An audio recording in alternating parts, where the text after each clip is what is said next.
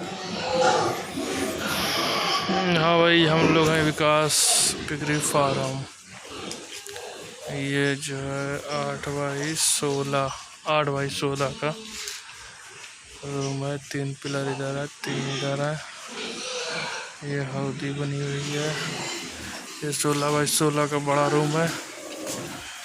16x16 का बीच में एक पिलर है, 3 पिलर इधर, 3 इधर, एक ये इधर जो है 1 2 3 4। ये भी इधर 8x16। ये एक गली है 3 3.5 फुट की। ये जो है इधर निकल गया। अपने को बनाना इतना है तो इसी पे ध्यान देना है। 3 बीच में दीवार के अलावा 8x16, 16x16 का है ना। इसमें बीच में भी एक दीवार दी गई है। ये एक बड़ा रूम है। ये जो है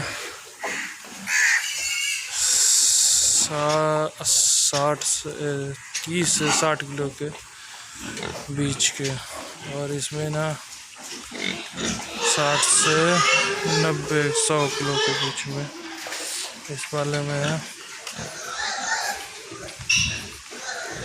और ये जो है ये माद पिगलेट जो है तैयार हो रहा है। अभी इनका वजन 40 किलो के आसपास होगा। और इधर जो है दूध से छूटे हुए पिगलेट 15 किलो 16 किलो के आसपास इस वाले रूम में इधर है। बल्ब लगे हुए हैं। ये दूध पी बच्चे।